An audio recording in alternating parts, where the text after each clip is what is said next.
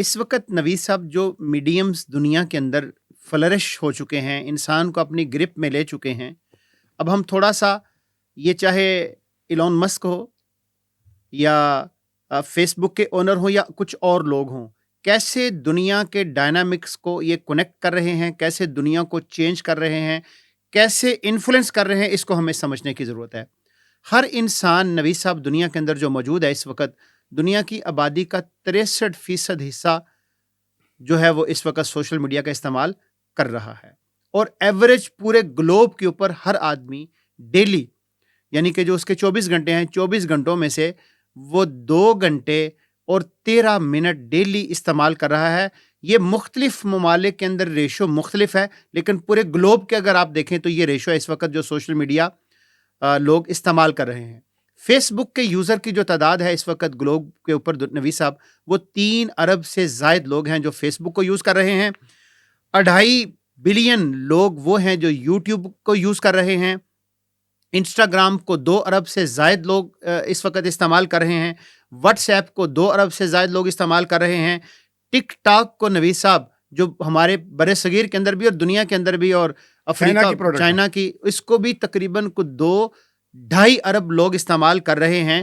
تو یہ سچویشن ہے اس وقت جو دنیا کے ڈائنامکس کو چینج کر رہی ہے۔ ان سوشل میڈیا پلیٹ فارم کو اگنور کیے بغیر، ان کی بیسک چیزوں کو سمجھے بغیر، اگر آپ کہیں کہ دنیا کے اندر جو اس وقت جنگ جاری ہے، جو پولیٹیکلی بھی ہے، وہ کسی بھی فیلڈ کے اندر موجود ہے، تو آپ اگر چاہیں گے کہ آپ اس کے اندر آگے بڑھ سکیں، تو اگر آپ کی ان کے اوپر گرپ نہیں ہوگی تو آپ نہیں بڑھ سکیں گے۔ آپ کے ملک کی مثال نوید صاحب آپ کے سامنے ہے، آپ کے ملک کی مثال آپ کے سامنے ہے۔ ایک جنریشن آپ نے تیار کی، اور اب وہ جنریشن آپ کے گلے کی ہڈی بنی ہوئی ہے، تیار بھی آپ ہی نے کی، اس کو آپ ہی نے سب کچھ دیا، اور اس وقت آپ چاہ یہ رہے ہیں کہ یہ کنٹرول ہو جائے، تو ایسا ہرگز نہیں ہو سکتا۔ اس لیے ہم آتے وقت جو چائے کے کپ کے اوپر میں نوید صاحب آپ سے بات کر رہا تھا کہ اس وقت جو جنریشن ہے اس کی اس انرجی کو سمجھنے کی ضرورت ہے۔ اور میں یہاں پہ کہنا چاہوں گا نوید صاحب کہ ہمارے اسلامی جامعہ طلبہ پشاور کیمپس کے لوگوں نے جو کیمرے کا استعمال کیا، ابھی ان کے بک فیئر کو روکا گیا، پولیس نے ریڈ کیا، بچوں کو مارا، بچوں کا خون بہا، لیکن وہاں پہ جتنے بھی بچے تھے، ایک تو ہمارے پختون ویسے بھی بہادر ہوتے ہیں ماشاءاللہ، لیکن نوید صاحب really I am too much impressed. انہوں نے جس طریقے سے کیمرے کا استعمال کیا، ایک رات کے اندر اندر اسٹیٹ نے گھٹنے ٹیک دیے نوید صاحب۔ اس کیمرے نے اتنا افیکٹ کیا کہ گورنمنٹ کو، حکومت کو اجازت دینی پڑی، جہاں بک فیئر ہوتا تھا وہیں ہوا، ڈگنیٹی کے ساتھ ہوا، آنر کے ساتھ ہوا۔ تو یہ وہ نوجوان ہے جس کے ہاتھ کے اندر کیمرہ ہے، اور جس کے ایمبیشس ہیں، اور جو آگے بڑھنا چاہتا ہے۔ یہ وہ سوشل میڈیا پلیٹ فارم ہے کہ جو اس وقت پاورفل کوریڈورز بن چکے ہیں، جن کی طرف ہم کو سب کو توجہ کرنی چاہیے۔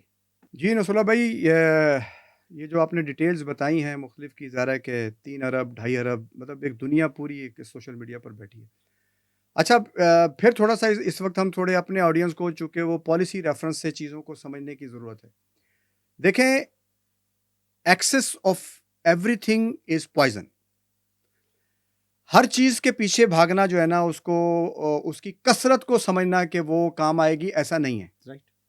دیکھیں، جو ایلون مسک نے اسٹریٹجی اپنائی، اس نے ٹویٹر کو خریدا، اس کو ایکس نام کا ری برانڈنگ کی، اس کا سسٹم چینج کیا، اس کے امپلائیز کو فائر کیا، نئی ٹیم ہائر کی، اور اسی سسٹم کے ذریعے اس نے پولیٹیکل مائلیج حاصل کیا، اور اس حد تک کنٹرول حاصل کیا کہ آج وہ پریزیڈنٹ ٹرمپ کے بارے میں یہ کہتے ہیں لوگ کہ پریزیڈنٹ اصل میں ایلون مسک ہے۔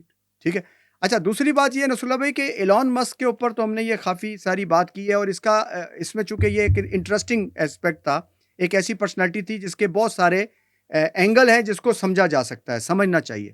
ایک انسان امیر ہو، پھر ذہین ہو، پھر لکی ہو، پھر وہ افیکٹو ہو، تو وہ کس طرح سے دنیا کے کتنے ممالک کو اپنے زیر اثر لے سکتا ہے۔ اچھا نصراللہ بھائی، ابھی جو یہ تو ہو گیا ایلون مسک کی حد تک بات نا، کہ ایلون مسک نے ایک موقع سے فائدہ اٹھایا، اس نے انفلوئنس حاصل کیا اور وہ آگے بڑھ رہا ہے۔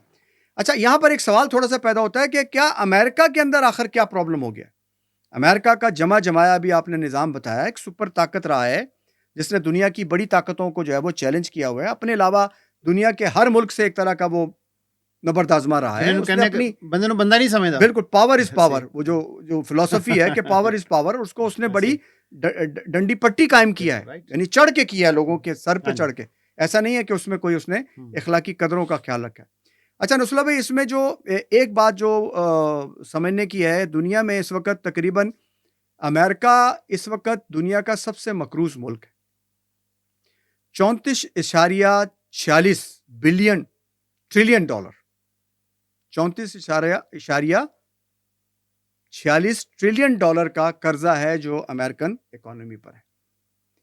اچھا, اس قرضے کو اگر ہم ان کے جی ڈی پی کے ریفرنس سے دیکھتے ہیں تو جی ڈی پی کا 135% یہ قرضہ ہے. ہوا یہ ہے, ابھی یہ جو نئی جنگ چل رہی ہے نا اس وقت جو اداروں میں کھینچا تانی چل رہی ہے, یہ لوگوں سے ایلون مسک جو ہے وہ کوڈ مانگ رہا ہے, فائنینشیل جو پیسے دیے جا رہے ہیں ان کی ڈیٹیل مانگ رہا ہے, جس پہ سارے پریشان ہیں کہ بھائی یہ ہم کسی ایک ایسے بندے کو جو گورنمنٹ میں الیکٹڈ پوزیشن پہ نہیں ہے اور صرف ایک پریزیڈنٹ کا ایک طرح کا سب آرڈینیٹ ہے یا اس کا ٹیم کا حصہ ہے, تو اس کو نہیں دیا جا سکتا. تو وہ اب یہ امریکن گورنمنٹ جو ہے نا وہ ان کو کہہ رہی ہے کہ بھائی اس بڑے ڈیٹ کو جو اس وقت امریکہ پر ہے, اس کو پروسیس کرنا ایک بڑا مسئلہ ہوا ہے. یہ سمجھنے کی ضرورت ہے نصرت بھائی, یہ ایسا نہیں ہے کہ امریکہ بالکل اس وقت جو ہے نا وہ جو چاہے کر لے. وہ اتنے قرضوں میں جکڑا ہوا ہے کہ وہ وہاں سے ہل نہیں سکتا. اب اس نے جو قرضے امریکہ پر آئے ہیں اس کو پروسیس کرنے کے لیے بینک سے کہا کہ وہ تھوڑا سا جو انٹرسٹ ریٹ ہے وہ کم کریں. انہوں نے کہا جی ہم نہیں کریں گے.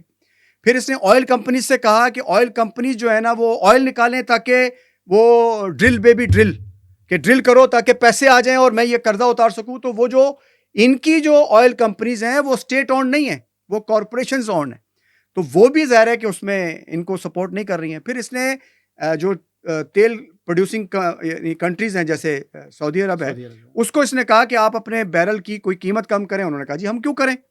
تو اس لحاظ سے یہ ایک بہت بڑا پریشر ہے اس وقت امریکن گورنمنٹ پر کہ وہ اس کرائسس سے کیسے نکلے. اچھا, اس میں نصرت بھائی جو دلچسپی والی بات ہے کہ اگر ہم یہ دیکھیں کہ یہ امریکہ کا قرضہ جو ہے یہ کس کا ہے, یعنی تھوڑی سی یہ فگر ہمیں پتہ چلے, تو جو فیڈرل ریزروز ہیں امریکہ کے, یعنی یہ جو وہ 16% ہے اس پورے قرضے کے.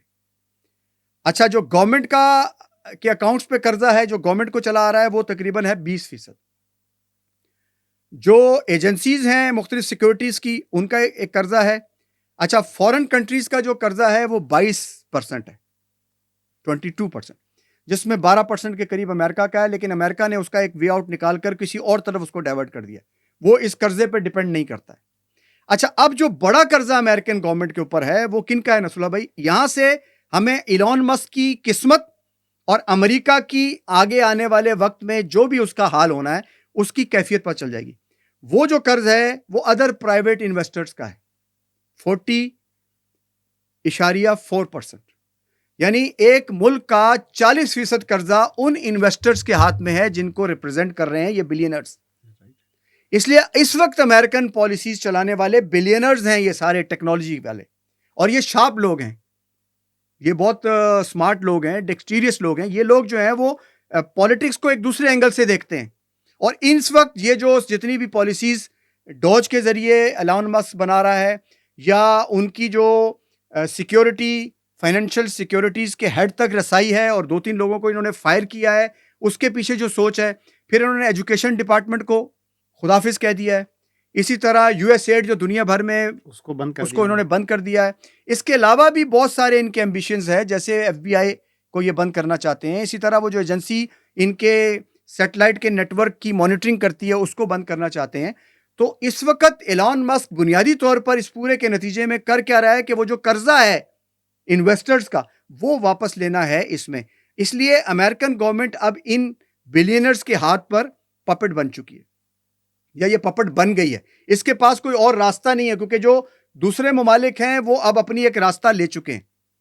پھر امریکہ کا سب سے بڑا جو طاقت ہے نا نصرت بھائی, وہ اٹامک بم نہیں ہے.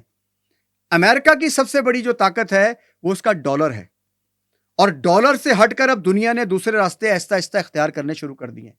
ہم نے پچھلی دفعہ بھی اس پہ بات کی تھی کہ یہ جو برک کے نام سے جو پورا نیٹ ورک ہو رہا ہے, اور یہ جو امریکن پہلا وزٹ کیا ہے انڈین پریزیڈنٹ نے, تو جو انہوں نے ان کو F-35 بیچا ہے, اس کے پیچھے بھی امریکہ کا یہ پریشر ہے انڈیا کو کہ وہ برکس سے اپنے آپ کو نکالے. تو اب چونکہ کہانی ایک بڑے خطرناک نہج پر چلی گئی ہے اور سارا ہرا ہرا نہیں ہے ہر جگہ پر, یعنی ایسا نہیں ہے کہ امریکہ اب جو چاہے گا وہ کرے گا. ایلون مسک کو اس کرائسس کے موقع پر, یا ایلون مسک جیسے وہ سارے انویسٹر جو اس وقت امریکہ کے اندر انویسٹمنٹ کر چکے ہیں یا پیسہ لا چکے ہیں یا جن کے وہاں پر سٹیک ہیں, وہ سب یہ چاہتے ہیں کہ یہ پیسہ کس طریقے سے وہاں سے نکالا جائے. تو اس کا مطلب ہے کہ ہم ایک ایسے امریکہ کو آج دیکھ رہے ہیں نصر اللہ بھائی, جو خود اپنے ہی ہاتھوں اپنے زوال کی کہانی یا داستان لوگوں کو سنانے چل پڑا ہے. اور ٹرمپ کے بارے میں جو ہم نے پچھلی دفعہ بھی کہا تھا کہ یہ یا تو گورباچوف ہوگا یا یہ نیلسن منڈیلا ہوگا. اور نیلسن منڈیلا کے بارے میں تو بہت سارے ہمارے لوگوں نے یہ بھی کہا کہ بھائی نیلسن منڈیلا تو بہرحال یہ بالکل نہیں ہوگا, لیکن یہ گورباچوف ضرور ہوگا. تو ابھی ٹرمپ کے لیے بہت سارے چیلنجز ہیں جو ود ان باؤنڈری اس کے موجود ہیں, اور ایلون مسک ایک ایسا کریکٹر ہے جو کسی ایک جگہ پر اپنے آپ کو کنفائنڈ نہیں کر رہا. آپ نے دیکھا کہ وہ دوسرے ملکوں کے پالیسیز میں بھی انفلوئنس کر رہا ہے, وہ انڈیا میں بھی انفلوئنس کر رہا ہے, وہ پاکستان کو بھی برطانیہ کے اندر جو ایک گروئنگ ان کے جو یہ جو اسکینڈلز ہیں اس میں پاکستانیوں کا بھی وہ نام لے کر پاکستان کو بھی انڈر پریشر رکھنا چاہتا ہے. تو یہ ایک پوری سٹوری ہے جس میں ہم نے ایلون مسک کے حوالے سے یہ سمجھا ہے کہ دیکھیے, چیزوں کو سمجھنے کے لیے محض اس کا جو ہے وہ ایکسٹرنل ایسپیکٹ ہی امپورٹنٹ نہیں ہوتا, اس کے اندر جا کر بھی اگر آپ دیکھیں گے تو وہی ڈائنامکس استعمال ہوتے ہیں جو ہر انسان دوسرے ملکوں میں یا تھرڈ ورلڈ کنٹریز میں بھی استعمال کرتے ہیں. اور کئی دفعہ تو ایسا لگتا ہے کہ یہ پاکستان کی سٹوری کو ذرا سوفسٹیکیٹڈ لباسوں میں اور شستہ قسم کی انگریزی کے لبادے میں ان ممالک میں بھی دہرایا جا رہا ہے جو اپنے آپ کو ڈیولپ کنٹریز کہتے ہیں. حاضرین, آپ نے سنا ہوگا انسانی تاریخ پوری کی پوری اس بات کے اوپر شاہد ہے کہ ایک بادشاہ تھا اور بادشاہ کے ساتھ ایک وزیر با تدبیر ہوتا تھا. تو یہ جو وزیر با تدبیر رہے ہیں یہ سلطنتوں کو, ریاستوں کو چلاتے رہے ہیں, یہی چلاتے ہیں اور نویس صاحب یہی ڈبو دیتے ہیں. تو اس وقت جو سچویشن بن رہی ہے, اگر ایک طرف گورباچوف ہو اور گورباچوف کے ساتھ کوئی اس طرح کا آدمی مل جائے تو سونے پہ سہاگا ہو جاتا ہے, اور اگر کوئی اچھے لوگ کسی ملک کو مل جائیں تو اس ملک کو اٹھا بھی دیتے ہیں. ڈائنامکس جو نظر آ رہے ہیں آنے والے دنوں میں, جن کی طرف ہم نے پچھلے ایپیسوڈ میں بھی اشارہ کیا تھا, تو چیزیں تقریباً اسی ڈائمینشن میں آگے بڑھ رہی ہیں. بہرحال یہ دنیا ہے, اس کے اندر وہی کچھ چلتا ہے جو کسی کارخانہ قدرت کے اندر چلا ہوتا ہے, اور ایک طاقت ہمیشہ طاقت نہیں رہتی. نویس صاحب, ہر عروج کو زوال ہے, اور وہ زوال انہی کے ہاتھوں آتا ہے, جس بات کی طرف آپ نے اشارہ بھی کیا کہ اگر آپ اپنے انر کور کے اندر نہیں جھانکیں گے تو آپ بظاہر آپ کو بہت چیزیں نظر آئیں گی, حالانکہ ویسے ہوتا نہیں ہے. تو یہ آج کا حاضرین ایپیسوڈ تھا جس کے اوپر ہم نے آپ کی توجہ ڈیورٹ کی. دنیا چینج ہو رہی ہے, اس چینج ہوتی ہوئی دنیا کے اوپر نظر رکھیے, آپ کو سیکھنے کے لیے بہت کچھ ملے گا اور آگے بڑھنے کے لیے بھی بہت کچھ ملے گا. جڑے رہیے, کنیکٹ رہیے. پاکستان زندہ باد.